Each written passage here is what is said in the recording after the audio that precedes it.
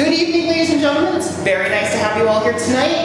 My name is Sarah Hodge Weatherby. I am the head of youth services for the Springfield City Library. And when I'm not the head of youth services for Springfield City Library, I tour around New England and I talk about nerd culture, which is sort of my specialty area. I love comics. I love storytelling. I love horror, which is not terribly surprising considering the topic this evening. And as I've sort of joked with a couple of people here tonight, one of the things about being into storytelling and being someone who comes from a library background is it's very difficult to see or read something that you're enjoying and not have a little bell go off in the back of your head going, wait a second, I think there's a connection between this and something else I like. And then suddenly you realize you're sort of making all these connections. And not surprising, as a child of the 80s, Stranger Things, as it came out on Netflix, back in 2016, I believe, which seems like a million years ago at this point, was a show that appealed to me both on the level of really good horror storytelling, but also being something that tapped into a lot of my childhood in the 80s and early 90s, with not just homages, but you could see that it was a love letter to that decade. So I wanted to talk about that tonight. For those of you that have seen the show, a lot of this will sort of fall together. While I don't want to do any spoilers, I will give a little bit of background on each slide if there will be something that's needed to be talked about in order to make the point. So I will warn anyone who is here tonight or viewing this later on that if you have not seen the show and you want it to be spoiler-free, you might want to hit pause on your YouTube channel right now and then go watch the show and then come back, because there will be some spoilers. But I will try to keep it as spoil-free as possible. So, let's talk. One of the first things I noticed watching the show that I really enjoyed was this sort of idea that as particularly the first season opens up, you start to realize that each part of that season, and then in later seasons they follow the same pattern, becomes almost its own movie. So in the first season, we see our original ragtag team of kids. They're all between the ages of about 11 to maybe 12 or 13.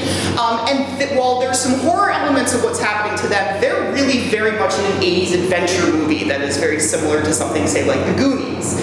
When we get to our teenagers, who have their own experience for most of the season, they're in a basic slasher horror movie. And the adults, which is mostly Joyce and Hopper, who is the sheriff of the town, are in more of a suspense thriller kind of a movie that ends up with a bit of a mystery overtone to it. Which is really interesting because this is something that gets taken up a lot in the 80s, especially when you had movies that involved several different groups of ages. Each portion of that movie would sort of have a different focus as the film went on. So I find that very interesting that they picked up on this right away, literally from episode 1 of the show. All right, so if we're going to talk about the horror influence in Stranger Things, one of the first things we have to talk about is far, far before the 80s, and this is the work of H.P. Lovecraft. Now, Lovecraft is famous for many things, some of which I'm not going to get into tonight because that's an entire lecture all in itself, some very problematic things, but putting that aside, we do have to recognize that he had a great influence on horror, and particularly what we call cosmic horror writing from the time of his publication forward. And Lovecraft was very famous for coming up with these stories that had to do with the idea that the world that we live in today is basically a veil. That the comfort of home, the comfort of the world as we understand it, if we just shift our view just a little tiny bit, something much larger and much more terrible is happening and we simply can't see it. So his stories would involve things like the idea that somebody would ingest a particular scientific experimental drug or something along that line, and suddenly would be able to perceive an entirely different dimension that was existing at the same time ours was, full of monsters and terrible things. Or the idea that things would come down from deep space, from a place that we can't even imagine, so alien that it literally has nothing to do with being human at all, and infect our world. The color of space is one of the great examples of this. And Stranger Things most definitely taps into this whole idea. From the moment the show starts, we see this idea that all of these things that are happening in a dimension that is just a little bit to one side of ours, that the walls between these two worlds is starting to thin, that things are coming through, that parts of this other dimension are coming through, and that some people are ending up in this other dimension trapped and not able to escape. So it's really this idea of like this horrific thing existing just on the outskirts of our experience is now starting to bleed into our reality. And of course, as the show goes on, we discover why that is. And in fact, it becomes a cautionary tale of, as we love in horror, science saying, now science is good, but let's think about what we're doing before we start opening dimensional portals with monsters. It's probably not a great idea. So he has a heavy, heavy influence there. We will get a little bit later about the Dungeons and Dragons aspect of this, but I would have to note that Lovecraft also has a very big influence on some of the more horror and monster elements of Dungeons and Dragons as well, which also really influences the show. So as we can see here, Dungeons and Dragons taps into Lovecraft, and also that Stranger Things has used sort of this idea of Dungeons and Dragons to frame some of what they're talking about in the show. So in the first season, when the children are kind of confronted with this horror from another dimension and they don't really know how to explain it, they start referring to it as a demigorgon, which is a very famous monster from earlier Dungeons and Dragons.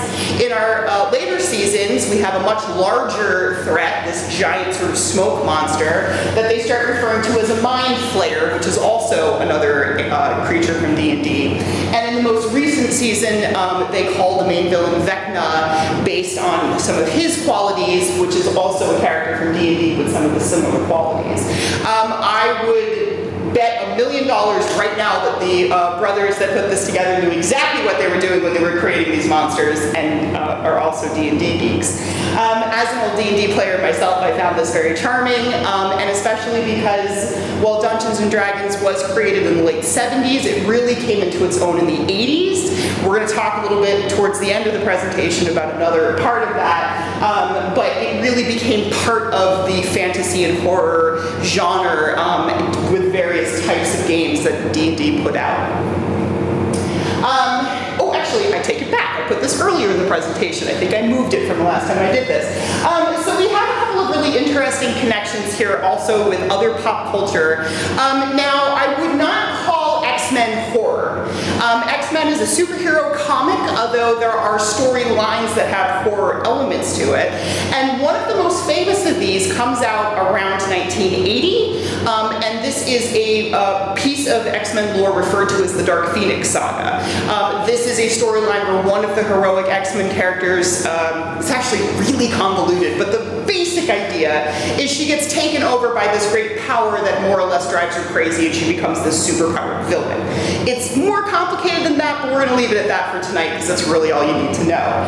And one of the major elements of that particular storyline in the comic is that the superheroine, who has now been taken over by this power, gets dragged into a group of supervillains referred to as the Hellfire Club.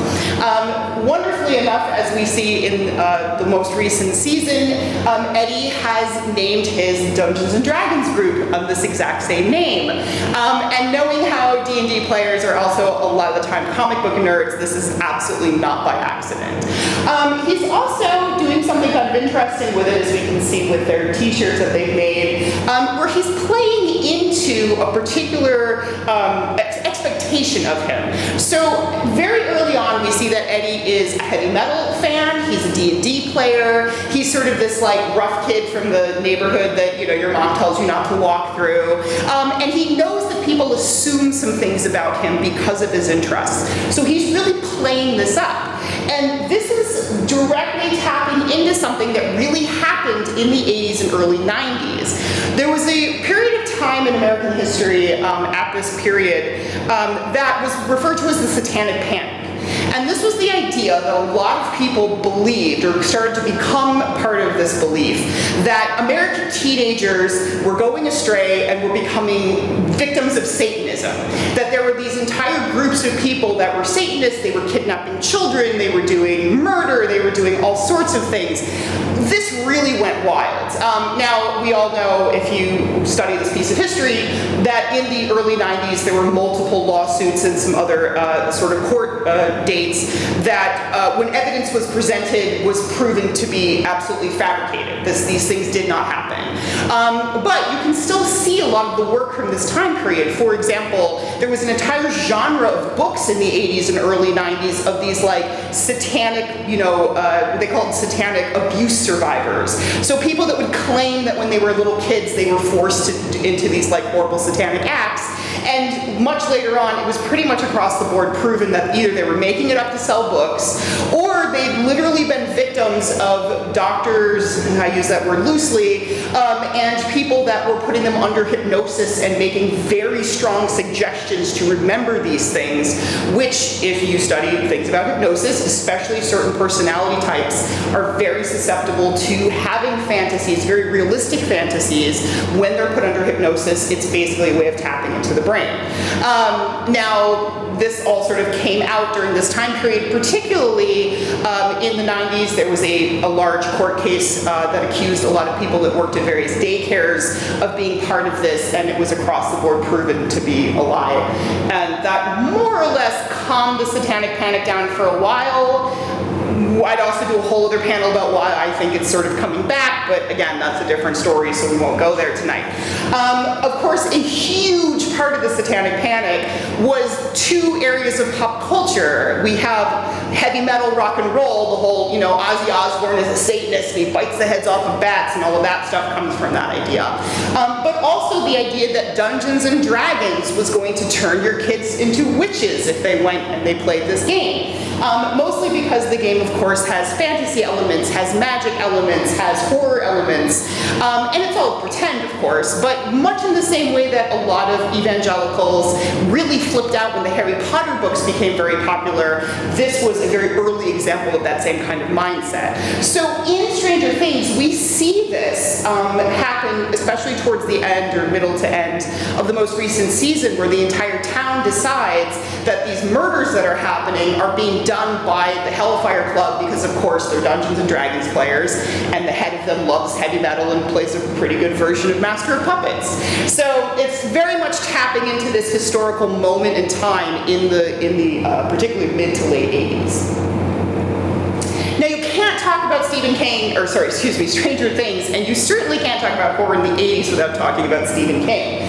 While Stephen King's first book came out in the late 70s, his rise to fame as sort of the king of horror was definitely a rise during the 1980s. The majority of his early works came out roughly between about 1980 and 1986, and then, of course, he also took off in the theaters. As soon as his books became very popular, they were also basically fodder for any movie of the week, some of which were fantastic, some of which still have the honor of being some of the worst movies ever made. I will simply say, if you've particularly read Skeleton Crew, which is a collection of short stories, read Trucks, which is about 4 pages long of a short story, and then go see a little movie called Maximum Overdrive, which was a film that was made based on a 4-page story that should not have been an hour and 40-minute long film. It's just quite a disaster. But no one can deny that he was most certainly a heavy, heavy hitter and set the tone for a lot of what we recognize as 80s tropes. And Stranger Things definitely taps into this. So his earliest work, which actually came out in the 70s, but the movie version came out in the early 80s, was the story of Carrie. And Carrie is a story about a young woman who, in high school, is sort of ostracized. She feels very alone. She's being raised by a particularly abusive mother. She's very unpopular in school and bullied very heavily. And all of this results in her developing telepathic and telekinetic powers sort of bursting out of her at a very specific moment in the book.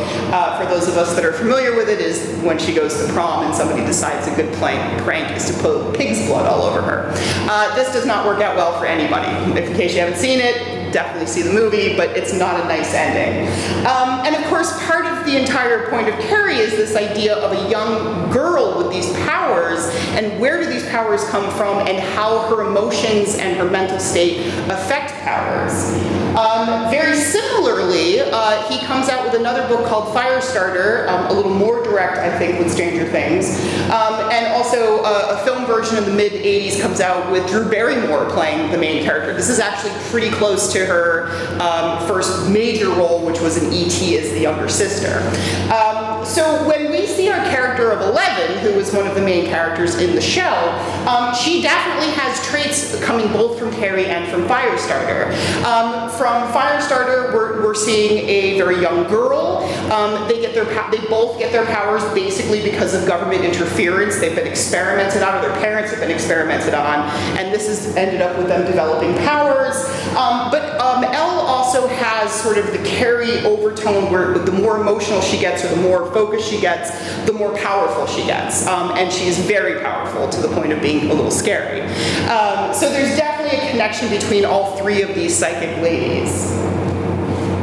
I would also argue that Stranger Things is very heavily influenced by It, particularly in a couple of different ways.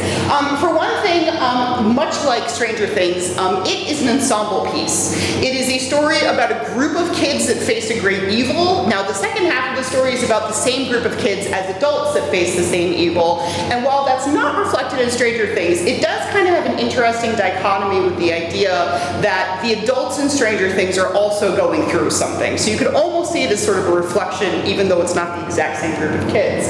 I'd also note that we have a really interesting breakdown in the same way. Stephen King has some very specific characters in his group, including there is a girl member, there is a black member. Stranger Things does the exact same thing.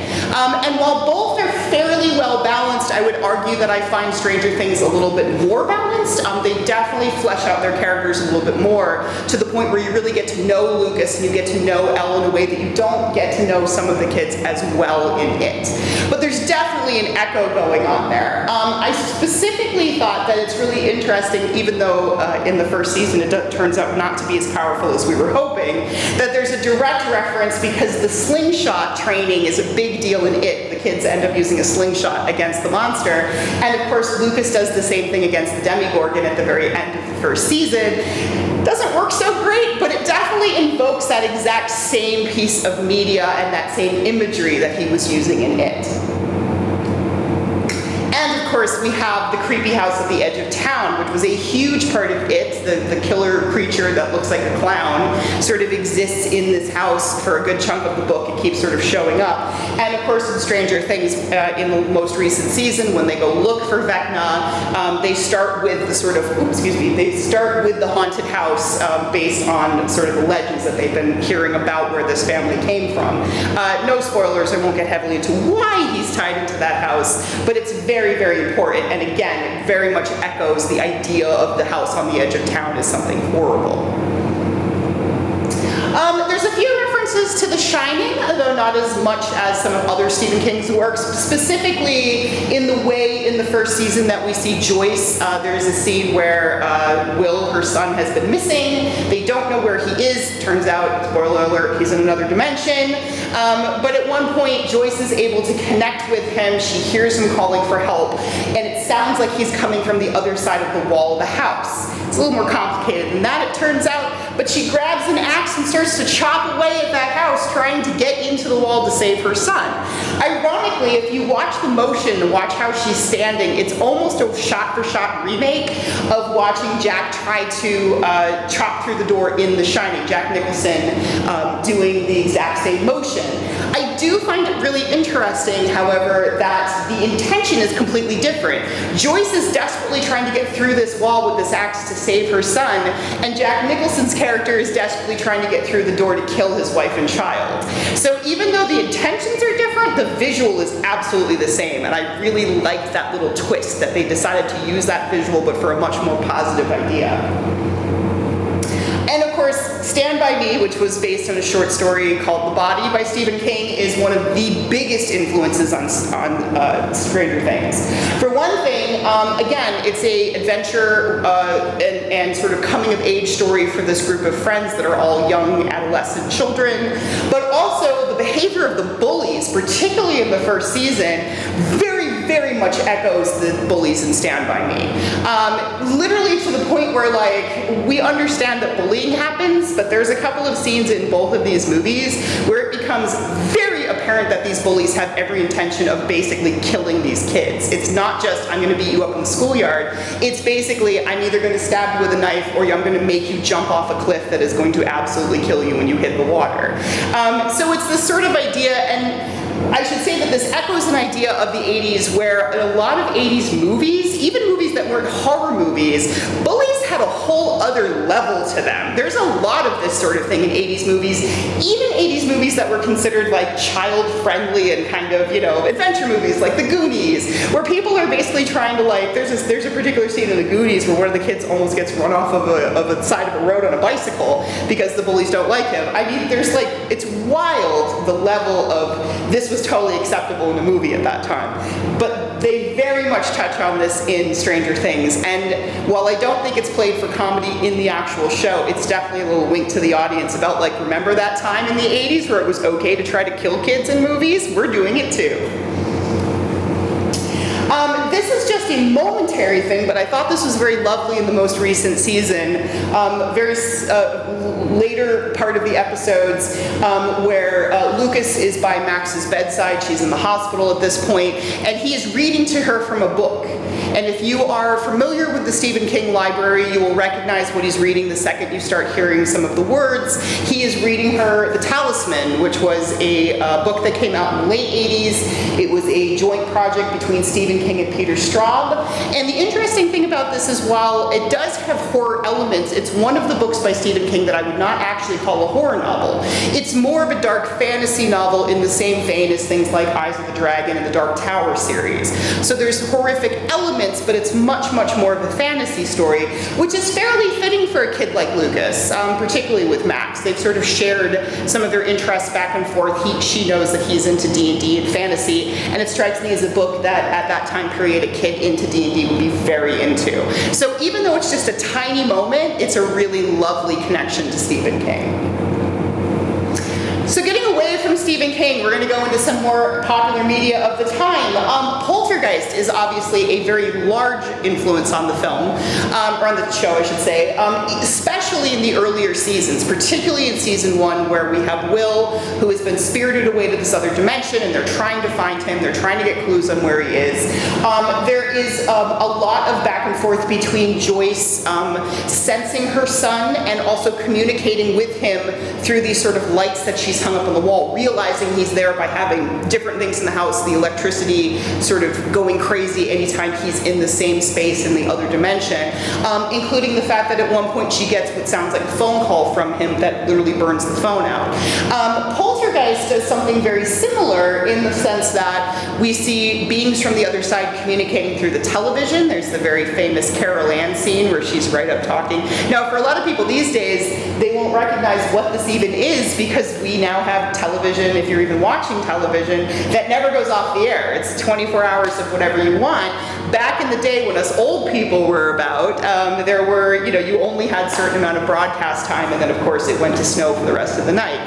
So that's sort of what they were kind of getting into by using that idea of the snow as being sort of the static is the space in between those two worlds. Stranger Things does it in a little more direct way, I think, but it's a really lovely comparison.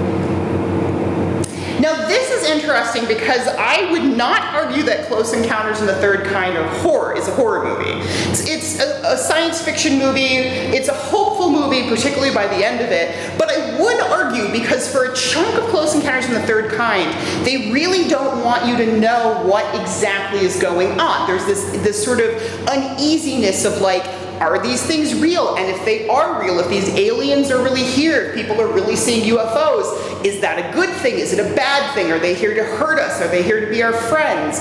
Now, the ending of the movie is quite hopeful for this, but there's a really interesting comparison. So there's a particular scene in Close Encounters of the Third Kind that I would argue is one of the best horror scenes in a movie, probably at least since Jaws at this point.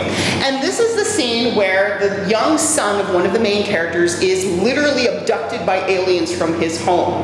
Now, we never see the aliens. We don't even really see the ship. What we see is this orange light sort of explode outside, and the little boy is running through the house. And he's all like, oh, hey, cool, orange light. He's not scared at all. His mother's absolutely freaking out. She's completely terrified. And at one point, he runs to the front door. The front door opens. He runs outside, and then we get a point of view shot from the boy of him being lifted through the air while he watches his mother run out screaming, trying to grab him, and then he disappears into the sky, and we don't know what happens to him until the end of the movie. Spoiler alert for a very old movie. If anyone's getting nervous, the boy comes back. He's perfectly unharmed. The aliens are actually not that bad. But until the end of that movie, we really don't know, and it's a very, very effective horror scene. Stranger Things, when they start doing Will's visions in the second season, really taps into this idea. I would argue the entire sequence when the front door comes open, the entire sky outside is this sort of red-orange, and you see the Mind Flayer for the first time, which is sort of this giant shadow creature. While that is definitely straight-out horror, it is heavily, heavily influenced by the visuals of this particular scene. In fact, the first time I saw it, I had to pause my Netflix, get my old DVD copy of Close Encounters, pop it in, and compare the two, because I knew I'd seen it before. Okay, so we have to talk about Jaws a little bit. Well, Jaws was not from the 80s, it's from the mid-70s. Jaws was one of the films that really influenced how horror started being made from that point forward. It's one of the first really like summer blockbuster creature features. And in a really interesting way where in a lot of earlier science fiction and horror movies, you saw the villain, you saw the monster, you saw, you know, whatever was kind of the thing that everybody was terrified of. Much for necessity, if anyone doesn't know the story behind Jaws, Bruce the shark, which were these like robot sharks that were going to be used in the scenes, failed miserably. They were not designed terribly well. They didn't work really good. So for a good chunk of the movie, they had to figure out how to create this dread of this shark without actually showing you the shark, because it didn't work. As soon as they got the shark in the shot, it stopped being frightening. This sort of influenced the entire film and actually maybe even elevated it to one of the best horror films of all times. The effective part of Jaws is that until basically the end of the movie, you never really see the shark. You see what happens to people that are dealing with the shark. You occasionally see a fin going through the water or a big shadow go under the boat, but you don't actually see Bruce show up until the end when he's actually chomping on these other characters. So it makes a movie that would have been, you know, maybe at the best kind of an okay, mediocre horror movie into something that's full of dread.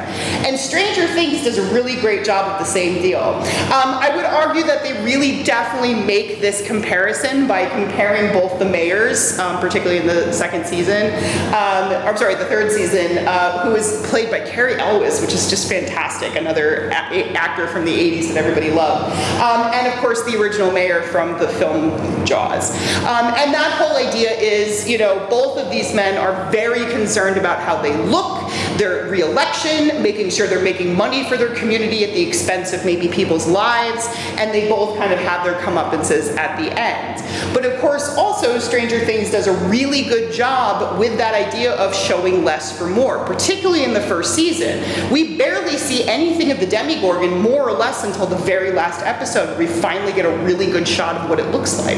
And it's a very effective way of doing this. Now, we talked about xenomorphs in the beginning of the panel as the title, so let's talk about what a xenomorph is.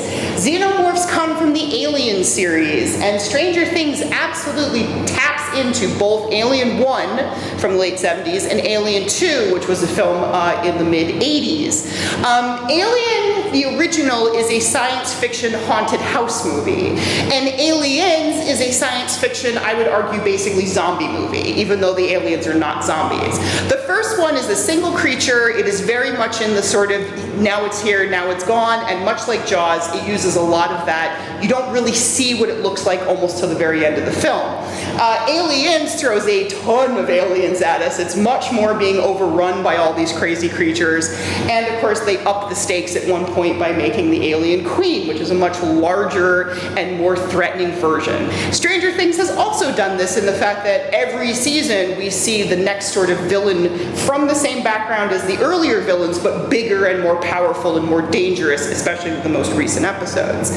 But also some of the basic visuals we see in the series. So for example, we see this shot of Will towards the end of the first season when they finally find him in the other dimension, and he's sort of hooked up to this weird organic thing that's got a pipe down his throat. He's sort of being held there, and they have to free him and take the pipe out, and they're kind of giving him CPR and trying to bring him back to life.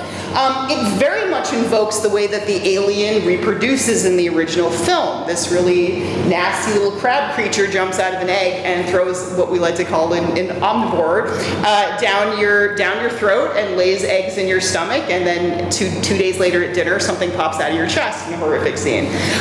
So it's kind of the same idea, particularly because of something that happens to Will, although it's not quite as gruesome, much later on. I would also add that I had read that some of how they set this up to make it look really kind of slimy and nasty is some of the bits and pieces that they're using are actually organic things. They used a lot of stuff like wet leaves and other things sort of as part of mashing it all down and adding it to this little area here.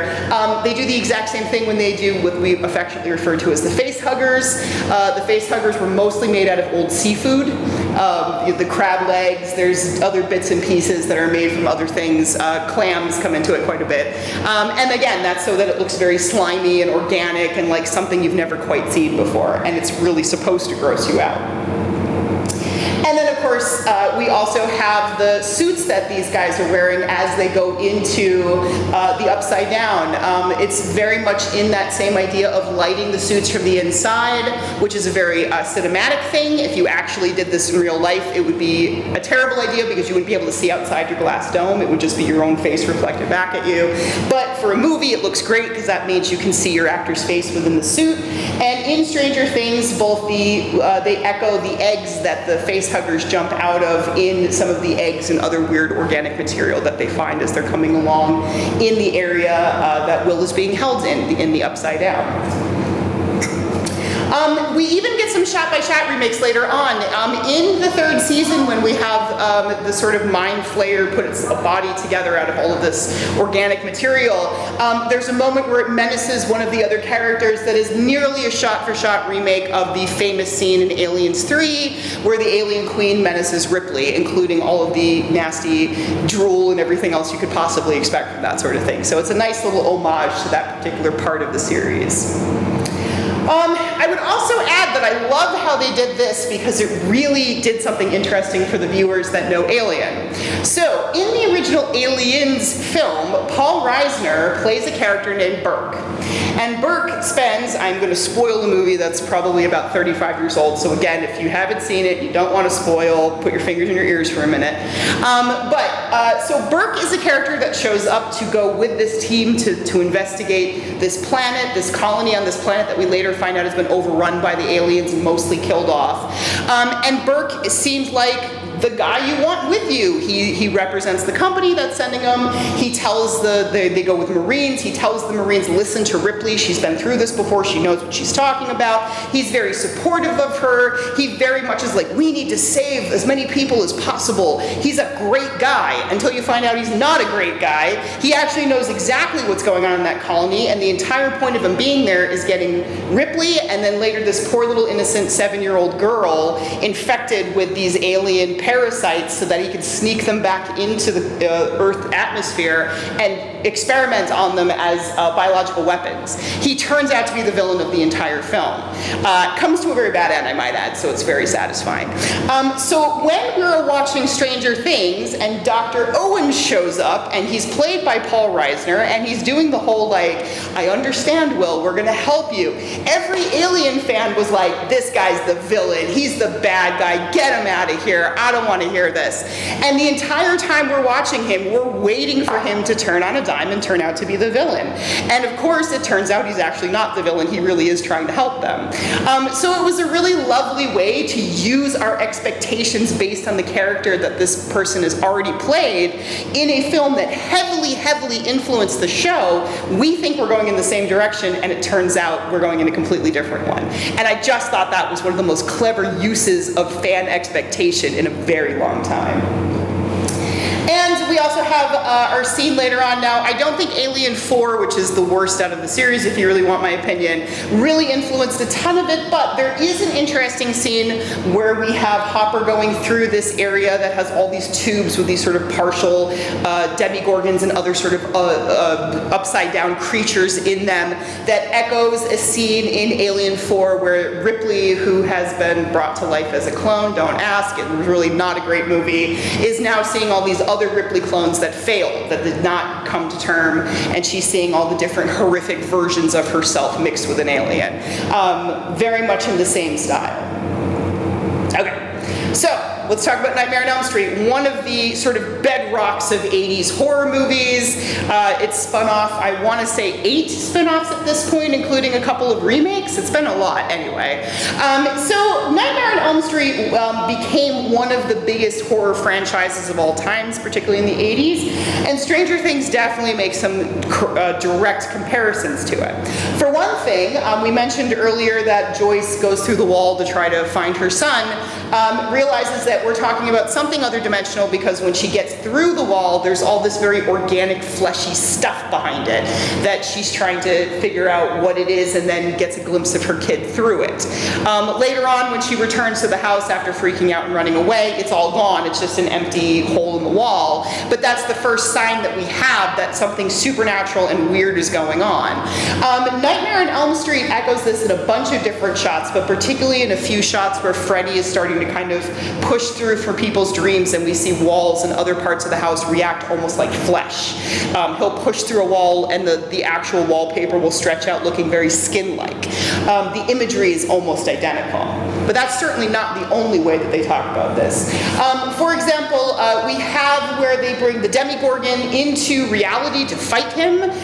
There's also a version of this in the most recent season where they bring Vecna into the real world to try to fight him as well, and a direct homage to the ending of Nightmare on Elm Street, the first movie, where that's what the kids decide to do to try to bring Freddy Krueger. They bring Freddy Krueger into the real world. They set a bunch of traps for him. They set him on fire, which is interesting because they do exactly the same thing to Vecna. Spoiler alert, it doesn't work, and it doesn't work in Stranger Things either, but it is most definitely a direct reference to this.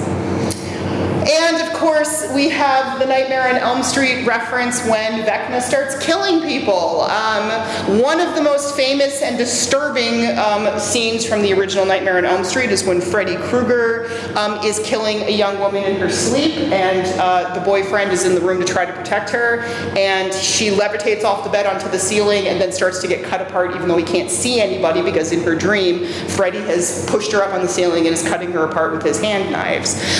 So it's very bloody and she's screaming and it's very, very frightening because of course the person who's awake can't see what's actually happening but can see that she's being killed and is helpless to do anything about it.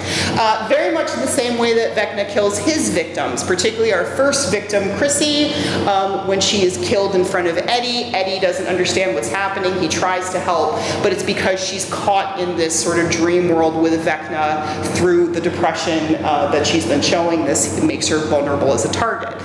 There's actually been some really interesting conversation online about how Vecna is very much a metaphor for mental and emotional illness, things like depression and anxiety, which I find really interesting, but a little off topic. So we won't go heavily into that, but definitely check some of those ideas out. I find it really interesting.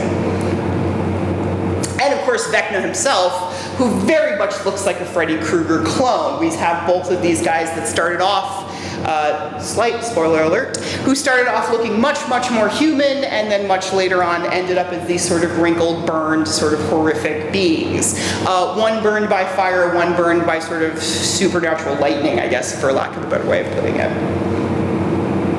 I would also have to mention that as a little tip of the hat in the most recent season, we also have a cameo by Robert Englund, who plays a character that gives our heroes some very valuable information. And of course, for any horror fan, we all know that Robert Englund played the original Freddy Krueger for multiple movies.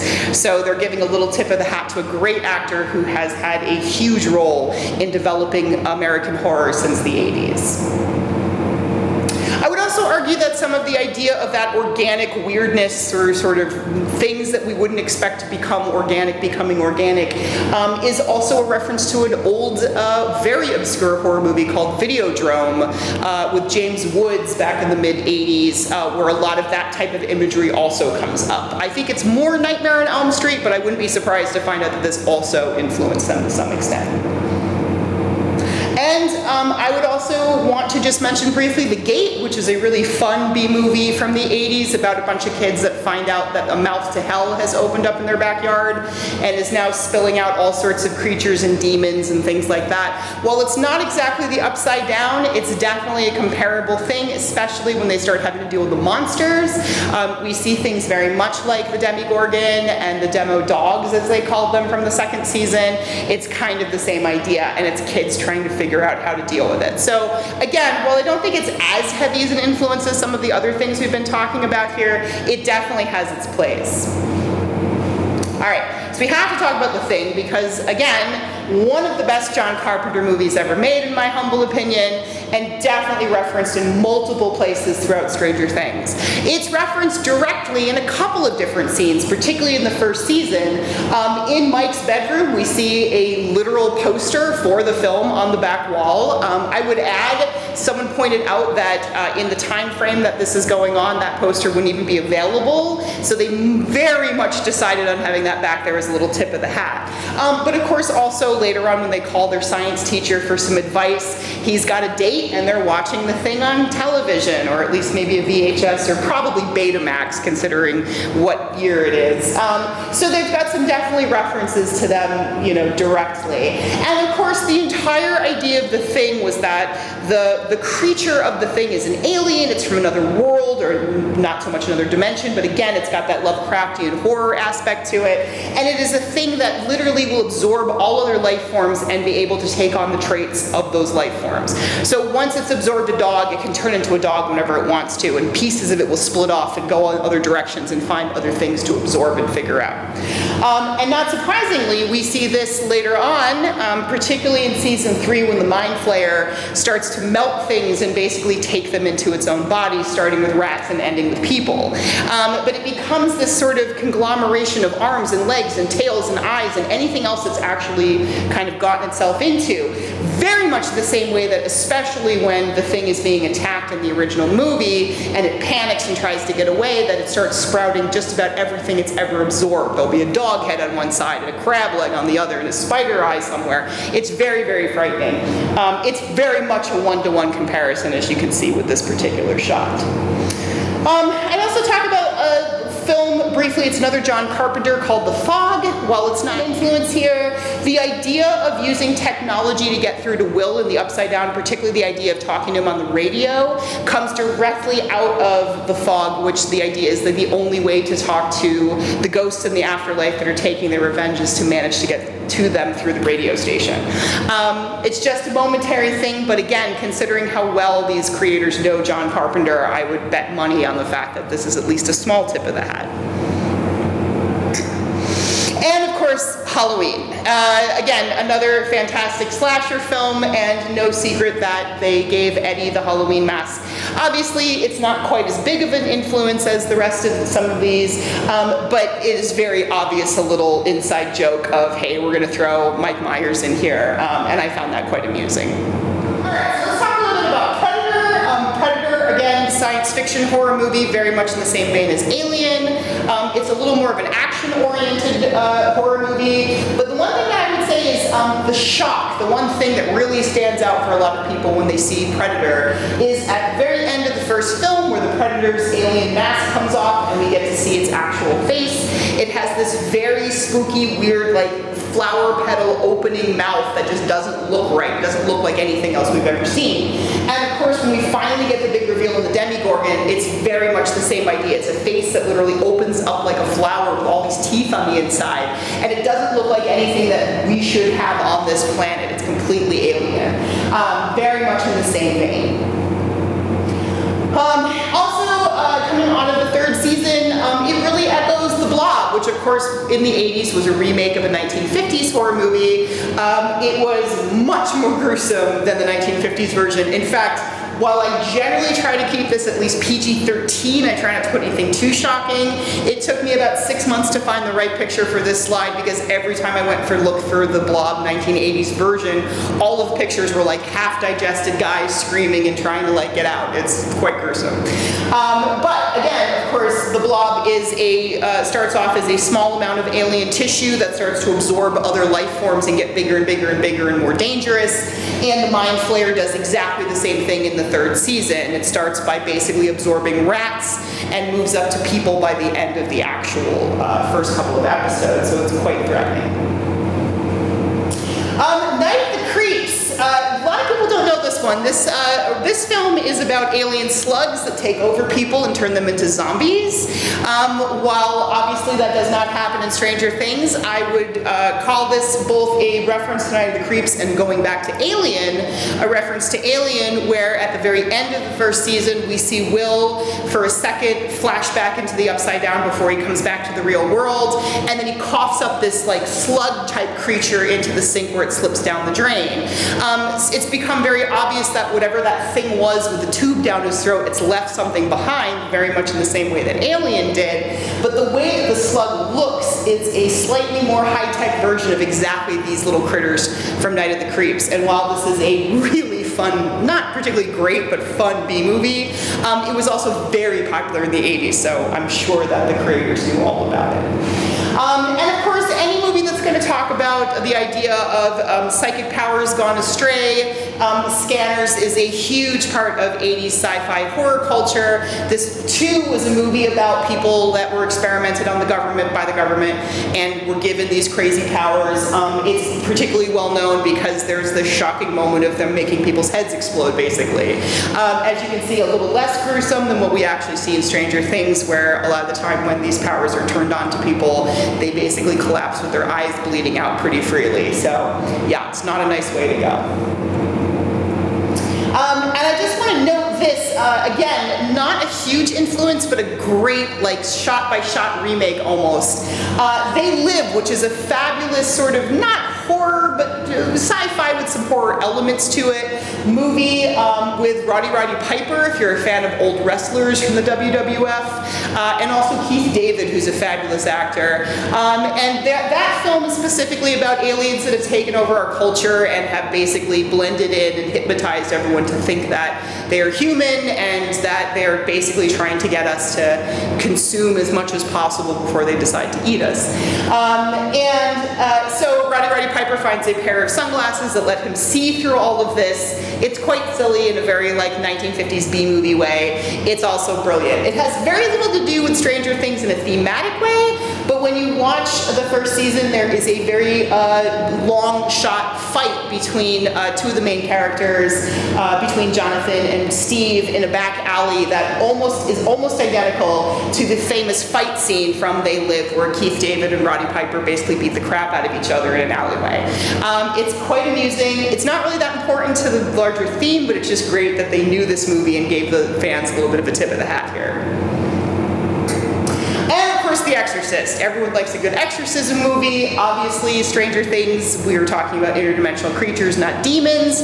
But when the Mind Flayer in the second season basically takes over Will's mind and sort of possesses him quite literally, the scene is almost a play-by-play between The Exorcist of poor little Regan in The Exorcist, the original film. Including even some of the back and forth of the creature insulting the parents and some of the way that it's actually shot. So it's very much a tip of the hat to this.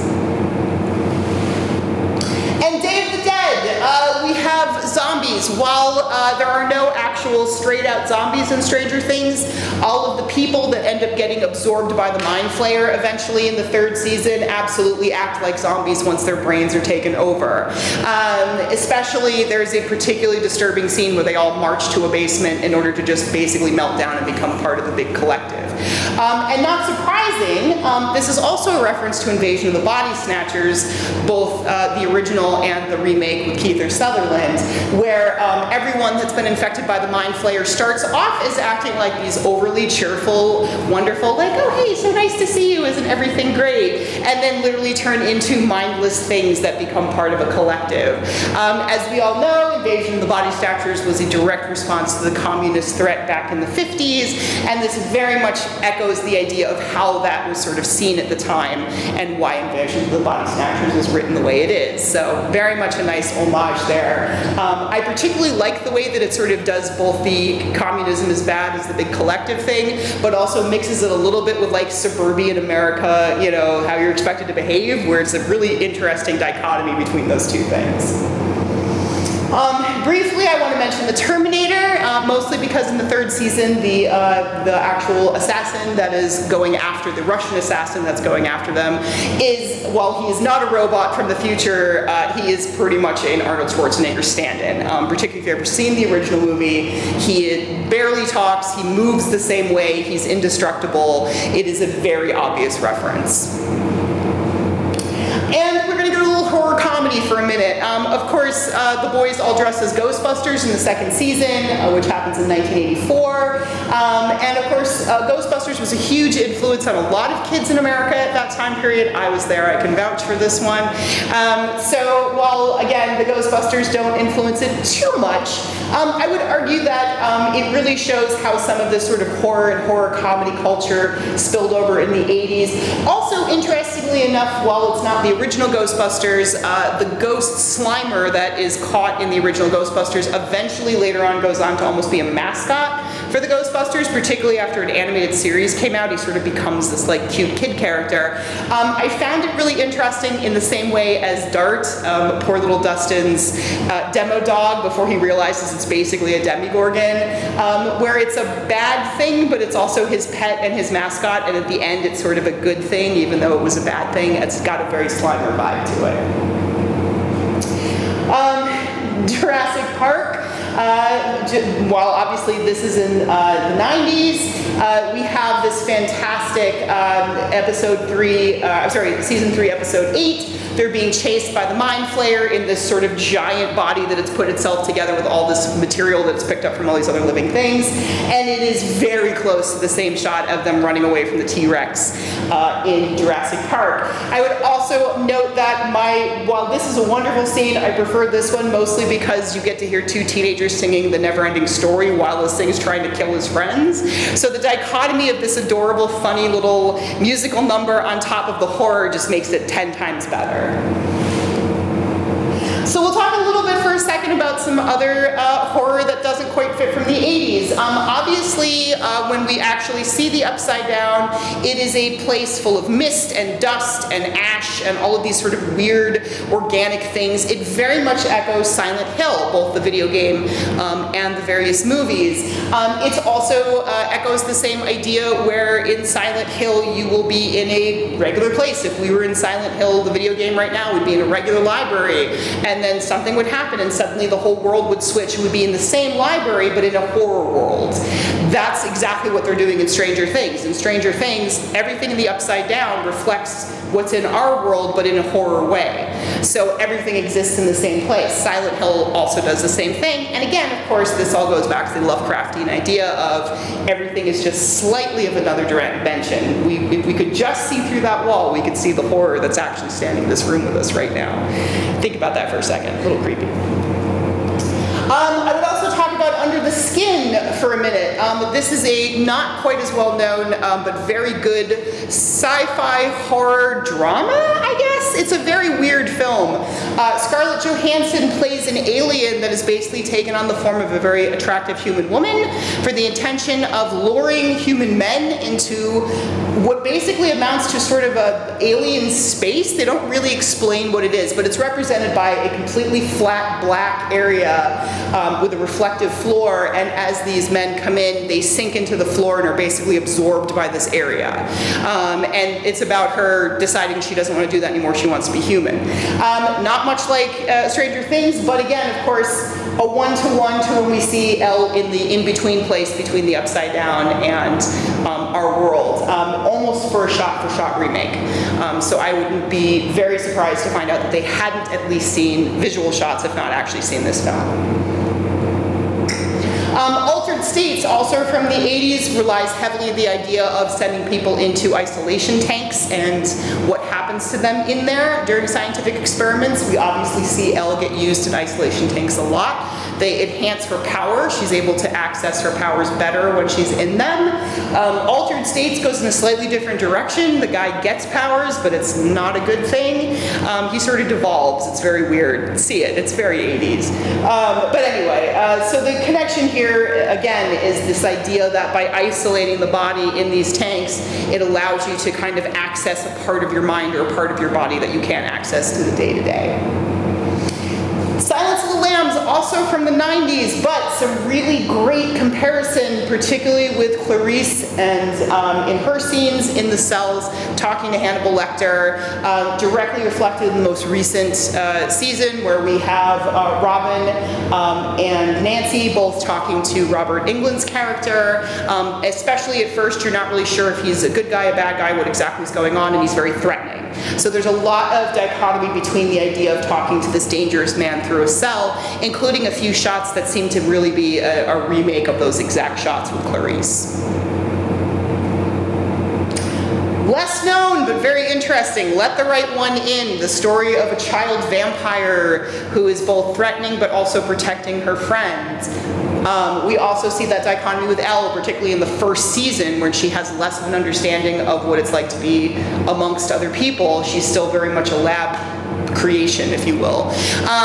But it has made friends with these kids, particularly with Mike, feels very close to him and is using her powers to protect them from bullies and from other people. But she's still also very dangerous because she doesn't have a grasp on morality or all of these other things as much as the other kids. She has a budding sense of morality, but it's still being developed. And very much in the same way as our sort of dichotomy between these two characters in Let the Right One In.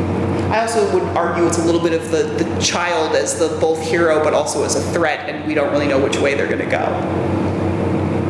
I'm going to get to anime for a quick second, but this is also the plot of Elfin Lied, which I did not know that the Duffer Brothers enjoyed, but apparently found out later that this also was an influence. I wouldn't have guessed, but I'm not surprised.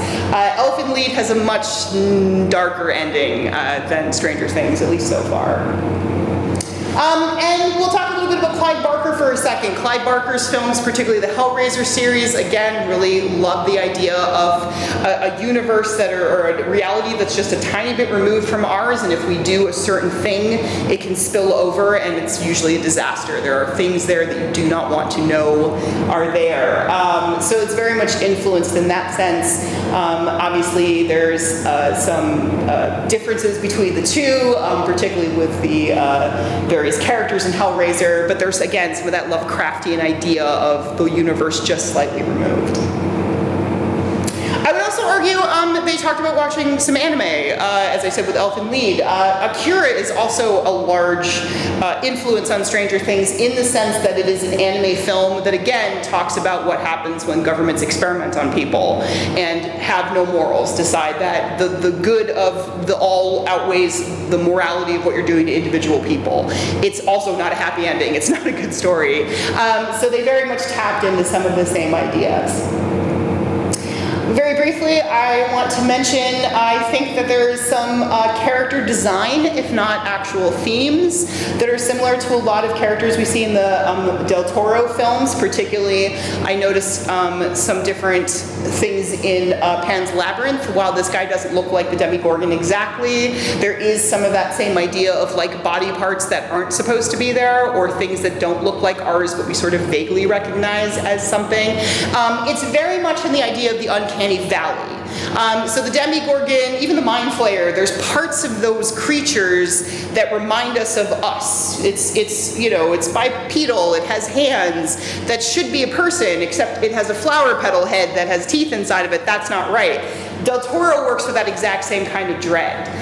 We don't like things that look like us but aren't us, that we have a natural instinct to belong. We don't like that. And much as Stranger Things plays with it, Del Toro does a great job with it as well.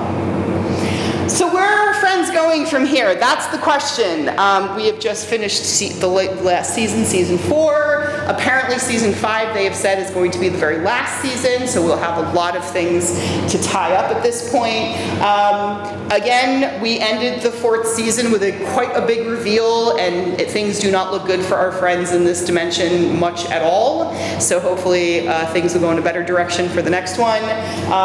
What is the fate of poor Max? We don't know. Some of these kids might not make it through the entire show. We're not sure. I will be rooting for all of them because I think they're lovely characters, and I think the kids that play them, I say kids, they're like 19 or 20 now, but you know, we've watched them since they were kids. So one of the things that I really would say to kind of close all this up about sort of horror in the 80s is that one of the themes that I noticed in horror that is one of the reasons why I love going back to these old films is even in movies like Nightmare on Elm Street, where we have these endings that promise us a sequel, or you know, you think it's fixed but it's not really fixed.